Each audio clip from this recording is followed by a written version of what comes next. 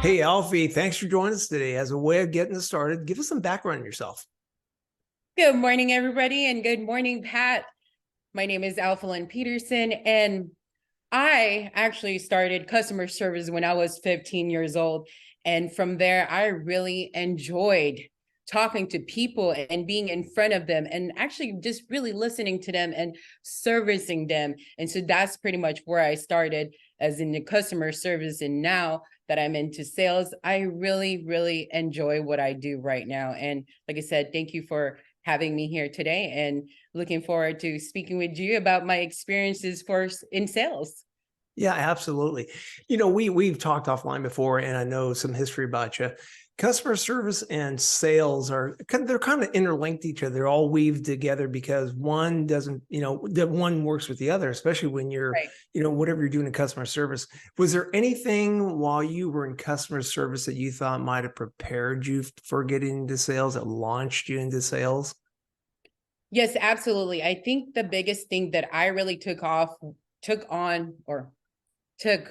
the customer service is listening, actively actually listening to what they have to say, because us humans, we really intend to just respond and act and actually really not listening to what they are saying. Sometimes they do say things that are nobody really cares about. But for me, I actively listen. For example, if a client would want something like, hey, I really like that.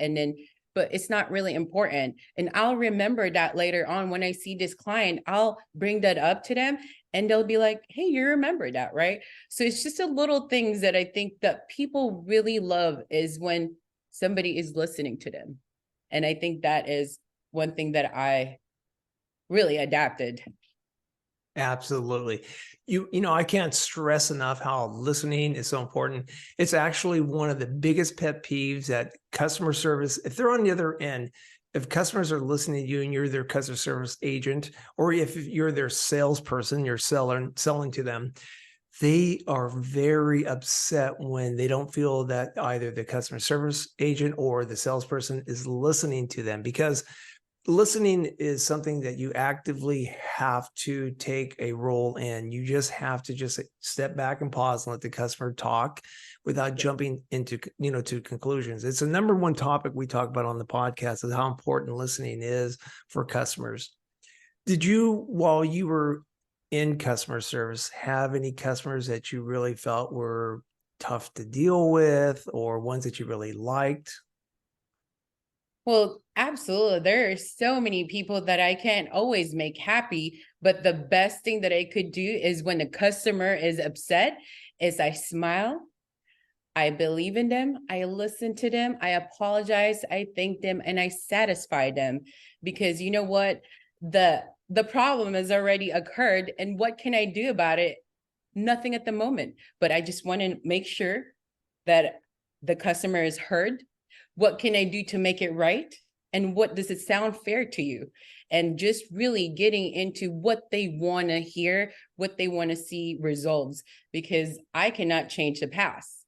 And so dealing with upset customers, I'm really comfortable with that because I'm not taking it personally, first of all, and just making sure, like I said, when it comes down to listening, is just really paying attention to the pain points of what they're having and then Right. just work with that. Yeah. You see how that's a launching pad for you in customer service to get into sales? Because I'm sure we always have upset customers. What was the aha moment that you had when you finally said, okay, I need to graduate into something like sales, because I watch all these salesmen around me making all this money and I want to get there. What is it? What was your, aha moment? The aha moment for me is that I feel like I'm very likable and I'm personable. And so people just gradually comes to me because I am so approachable. And then so now like, hey, I could approach this person and ask them if they want to buy something from me, either a service or a product. And they could say no to me and I'm still going to be happy and I'm still going to be really positive about it. And I think that was really the aha moment that, hey, I could ask people to buy something from me and most of the time they say yes. So why not take this on to the next level? And so sales has just been like, wow, how come I haven't been doing this in so long? Exactly. Exactly. Right. So you think about it and go, yeah, I should have been doing this before. Was there any formal training you had in sales at all before launching into sales, or was it just something that you think came easy to you because of your personality, which is bubbly, and you're very outspoken in a good way, right? You want to be bubbly, positive, always presenting yourself in a positive manner and being upbeat, right? So any formal training that you might have taken in the past, or? I wish I did, but honestly, I did not, because everything right now that I'm doing is by experiences and watching other people actually really do it. And then just studying the people that's very successful at this and really asking them the questions that, it might be like a stupid question or a hard question, but how did you get there? Right? It's that saying is that it's not what you say, is how you say it, right? Even though Right. I feel like I'm very upfront or like straightforward with my questions, but I just ask, and then some people might be open to giving me advices. Some people are not open to giving me advices, but at the same time, for me, no formal training with the sales. It's all basically just going with the flow, the vibes, and asking the right questions to the people that's been doing it for a long time. But I would love to have some more training. Training is always available, of course, but a lot of this, I like the point that you stress it's instinctual, and that's good because it's coming from your heart and you're real about it. What about mentors? Did you ever have any mentors as you were going through this process? I mean, something that you might have had back in your customer service days that kind of prompted you to say, hey, listen, that push from a mentor saying, hey, maybe you need to take your skill set and move it a little bit deeper, right? Into sales. When I was actually when I first started my first job at 15, I did not really know what mentor is really. I thought never really heard that word, but I know managers. So Right. managers, my first manager, Bernadine, was the first person that really was hard on me. And I really didn't know why she was so hard on me. I was her assistant manager at 17 years old. And I'm just, why can I make her happy? She's really Right. hard on me. Why can't you do this? Why can't you do that? And one day I finally asked her, Bernie, why aren't you never satisfied at what I do? And one thing that she told me is, Alfelyn, because I know you could do it better. And that's why I'm being so hard on you. And that really set everything for me, because if I'm not hard on myself and I'm not pushing myself, then I'm just going to be regular and basic, right? So I'm really thankful for my boss, Bernie. And I've seen her now as a mentor, because Right. if she didn't believe in me and push me to be better, like I said, I would not even be at this position right now. So all the managers that I've worked with in the past, I picked up a little bit of something from there. They really mentored me. And I really appreciate that. But fast forward to today, I don't really have too much mentorship. Not that I could confirm, but I do have you. I have John McCain. I have also our Chibwe that volunteered to be my mentors. And it's amazing because I could reach out to them and I talk to them about what I'm going through. And hey, how did you handle this? Hey, what can I do to be better? Right? I think mentors are so crucial at everything that we do in life, not just in sales. Because you know what? I'm going to share this one quote that my dad told me when I was younger. I'm going to say it in my language too. He said, Alfelyn, papunta ka pa lang doon, pabalik na ako. That means you're just on your way there. I'm already on my way back. And so that's why I love talking to older people, my elders, because they've already done it, right? Right. And then Right. I'm saving myself time. And so mentors are important, very crucial. And that's what my answer to that question. Right, right. And for the sake of the audience, that language was what now? Tagalog from the Philippines. Philippines, right? Exactly. I knew that, but I want to make sure the audience knew that. So yeah, I mean, what insightful. Mentors come in different shapes, sizes, whatever. So then they come whenever you, like I always recommend, always reach out to people, because every mentor will give you a different look at things. Because I have mentors that help me in finances. I have mentors that help me in sales, help me in customer service. They help to unlike a coach who's always just daily type thing. Mentors are there for life with you. I'm interested in getting to your philosophy, your thoughts as a salesperson. What do you think if you were to say, hey, Pat, these are the 3 great ingredients I think any salesperson should have? What are the ingredients that you have? There's so many ingredients, honestly, but the 3 top for me, I actually listed down excitement, Right. empathy, and follow-up. Those are the 3 top ingredients for me, because I feel like those are very important just as is. Number 1, if you're not excited, who's gonna want to work with you, or who's going to want to talk to you, right? Just perfect example, if I'm in a crowd and I'm over here being so obnoxious, being so positive and vibrant, people are going to be like, oh, what is she doing there, right? It's like, I'm going to go over there.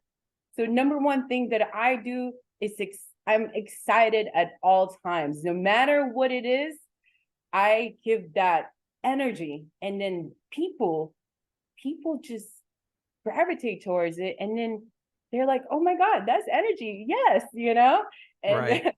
so I give a lot of that energy, and being empathetic about things, right? I am very, I would say, not soft, but I care about people very much. I care about how you feel. I care about what you think. I use my emotions to create the desired effect of Right. whatever that is happening around me. So if you're sad, maybe I'll be sad with you. If you're happy, I'm going to be happy with you. And so if my client is upset, I'm going to be upset with them, but we're going to solve the problem together, right? So I'm Right. using that, my emotions, to really get the best results of the situations. And I think if we don't really care about the other person, and we only really think about just the money aspect of it, people would realize that, right? And Right. people want to do work with people that really genuinely care about them. And excuse my language, but I really give a damn about my clients and prospects and people that surround me. What about the And follow-up portion, though? How yes, important is that? follow up. If you're in sales, you need to be following up relentlessly. Okay. I will bother you like every day. Okay. I will email, text, maybe FaceTime you too if you don't answer. And then so in sales, I feel like that is the number 1 thing that salespeople will really be good at, or really live in, is the follow-up. Without the follow-up, I think if you're not in front of the client that you want to work with, or the prospect, you're kind of like in the back of that line, right? Nobody really will look for you. You need to be in front of that line at all times. And that's pretty much what I do. If I'm not the first in your inbox, I'm the last one. You're not going Right. to go all the way down and scroll down and look for me. So I need to be on top of it. And follow up is important. I cannot stress enough, because I'm sorry, people say like, yeah, she won't leave me alone. She won't leave me alone. But hey, I got the contract, right? Now I'm working with you, right? And so I might be a little bugaboo, but it's part of my job. You have to be resilient. You have to, follow up. The whole goal is to build trust, credibility, rapport, and respect with the customer. And those are the ingredients that are, besides what you just said, you have to be exciting. You have to bring the energy. You have to have the empathy when they need the empathy, knowing how to put yourselves into their shoes and trying to solve their problems, how to get to their gaps, how to get to their desired outcomes. But most importantly, the follow-up, I think also, if you look at statistics and data from customers, everything you just said are in the top 90 percentile of what customers want to see from their salespeople, their sellers, because those are real life situations that you're in. And those are the facts that are, the cold hard facts. Empathy is at the very top of the list. When you go out and sell your products and your services, not certain what you're selling, what is the hardest part of you selling your products and services? What is you come across? I mean, price is always an issue, right? But what else do you see? Well, because there is so many people that are selling the same services that we do. So it's really not easy to call a prospect and say, hey, we're engineers. We could do this, this, and that for you. So that is already hard to call a client or a prospect because there's so many engineers out here. And so what we like to do, the company that I work for right now, we really identify what we're really good at, and that's what we showcase to the clients. And because we could differentiate ourselves within all the testing companies and engineers in the industry, but what do we have as so special that people come to us? I know one thing is quality. And the second one actually is this amazing software system that the company had developed that I'm really excited to show off and showcase into the industry, right? And then, so those are honestly the two things that I really like to emphasize to differentiate us into my competition is we're the quality of the service and the professionalism that my team brings to the table, and just also our software that will eliminate so many errors and also save so much time and money for the contractors, the design team, everybody in the team. So honestly, I mean, it's a hard sell, but it's also doable, right? It's how it's not what you say, it's how we say it. Exactly. That is 100% so true in our industry. One of the biggest topics I get when I talk to salespeople in all areas, whether they're new to the game or they've been here 30, 40 years, is that they don't want to fall into what we have called, the sellers have called, the commodity trap. And I say it's every podcast.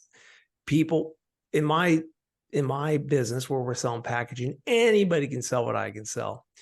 Everybody goes for price, and that's the trap you fall into. So, you have to separate yourself from price, because if it gets down to price, you lose on price. If somebody has a better price on one day than you, the next day somebody's going to follow the price. So to your point, I like the fact that you want to sell value, you want to sell professionalism, and you want to sell you as a person. They can buy anything they want. Like you said, your business is very competitive. They can find your products anywhere, but they can't find Alfelyn. They can't find you out there doing what you do and bringing the energy, bringing the excitement, bringing something that's going to differentiate you from everybody else. If you had one thing that you think that's going to differentiate you from everybody else out there, what is that one thing? That's a really good question. What differentiate me from your competitors, or even people on your own sales team? You're competing against people on your own sales team, I would imagine. We always do. Well, actually, we're actually working as a team, which is I really like the most. But for me, is that I put myself out there. I really put myself out there. And that's one thing I learned from the very childhood from now, is that nobody is going to present yourself out there as much or best that you can do yourself. And then so for me, even though sometimes I'm shy, I sound not so good, or I look like a fool in front of these people. Honestly, I didn't care. I just want to be out there. I want people to know me. I just want to be known. And I also want to spread whatever that I have in me, positivity, good vibes, excitement, energetic, and of course, the professionalism and the best possible service that you will ever receive from. And that is pretty much just what differentiate me is I put myself out there. Yeah. And I'm not shy to do that. And that personally is what sets you apart from everybody else. I noticed that.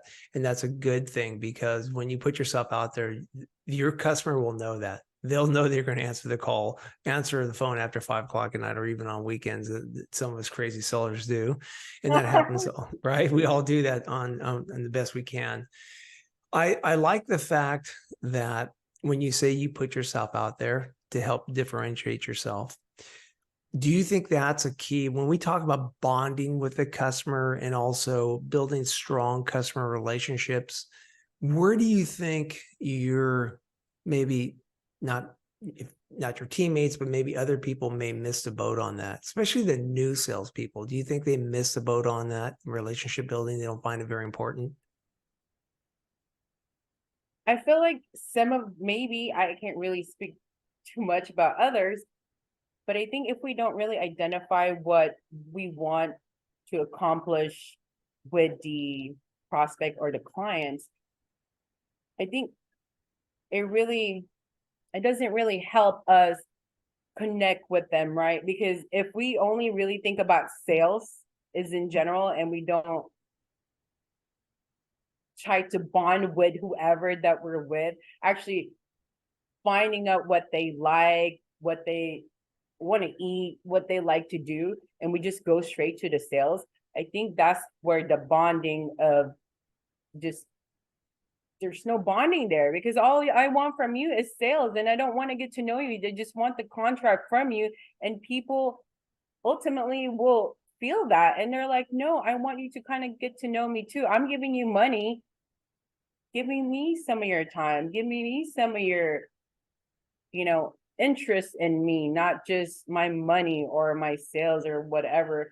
That's why I honestly connect with my clients in a different level, and asking them, hey, how's your kids, how's your parents, how's this and that, not Right. just like, hey, I'm calling in because I want to follow up on that proposal I sent you. It's like I don't want somebody to just call me that first thing in the morning on a Monday morning asking me that, hey, how was your weekend? Did you do anything fun? It's like, ask them, be normal, be human first, right? Be human first before you get into the business world. And I think that's the answer to that, is that a lot of the salespeople, they just go straight into the money aspect and actually just forget about the person that we're actually talking to. We do that because you're absolutely correct on that. I love what you just said about the human aspect of it all. We sometimes as salespeople forget that. We go into onto a sales call, right? And we start having that conversation with the customer, and sometimes they might give us some instant, messages that they want to buy right away. So we get the happy ears, right? Oh, we're ready to pitch this. We're ready to close the sale. And then you forget to listen and dig deep. Maybe the customer wants to hear more from you. Maybe they want you to ask them questions about their family or whatever it is.